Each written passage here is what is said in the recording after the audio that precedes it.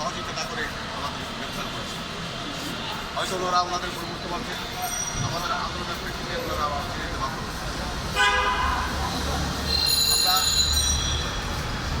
সংবিধান অনেক লক্ষ্য পরিষদের পক্ষ থেকে সারা বাংলাদেশের অনেকগুলো শিক্ষা প্রতিষ্ঠান যেগুলো আছে, স্কুল কলেজ মাদ্রাসা কারিগরি এবং অন্যান্য সেক্টরে যারা আছে ডিগ্রি এবং অনার্স, প্রত্যেকটাকে বলব আপনারা কাল বিলম্ব না করে আজকের মধ্যে আপনারা রওনা দেন।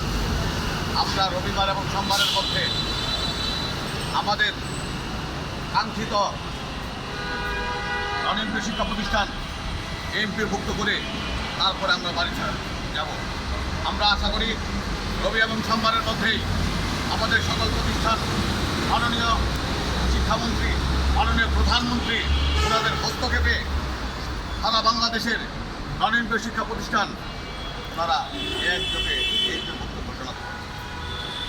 আমরা এই সরকারের কাছে আমরা এই জন্যই সবচেয়ে বেশি আশা করছি যে এই বিএনপি সরকারের নেতৃবৃন্দ, এই আমাদের বর্তমান শিক্ষামন্ত্রী, বর্তমান প্রধানমন্ত্রী, ওনারা এর আগেই বলেছিল ক্ষমতা আসার আগে আমরা যদি ক্ষমতা যাই শিক্ষকদেরকে তাদের দাবি দাওয়ারে মাঠে নামতে হবে না।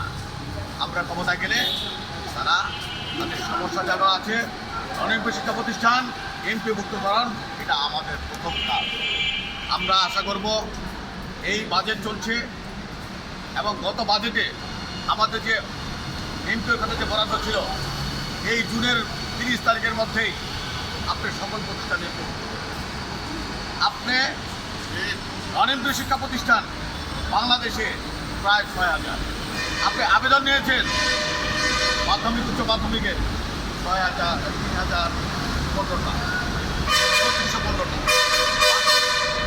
আপনি মাদ্রাসা এবং কারিগরি আবেদন নেন, আবেদন নেওয়ার পর প্রয়োজন বোধে আপনারা ওটা যাচাই করেন সেই আবেদন ঠিক আছে কি নাই, সেই প্রতিষ্ঠানগুলা আপনার স্বীকৃতি আছে কি নাই, সেই প্রতিষ্ঠানের জায়গা জমি আছে কি নাই, সেই প্রতিষ্ঠানের খরচ আছে কি নাই।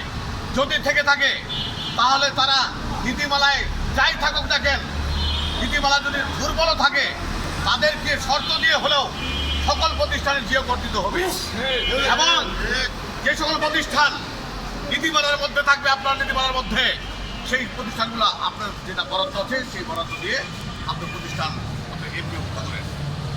এমপিভুক্ত করতে প্রতিষ্ঠান এমপিভুক্ত করতে আপনার টাকা প্রয়োজন হয় না, এটা আপনাদের সদিচ্ছার প্রয়োজন। আপনাদের যদি মনে করেন বাংলাদেশের 6,000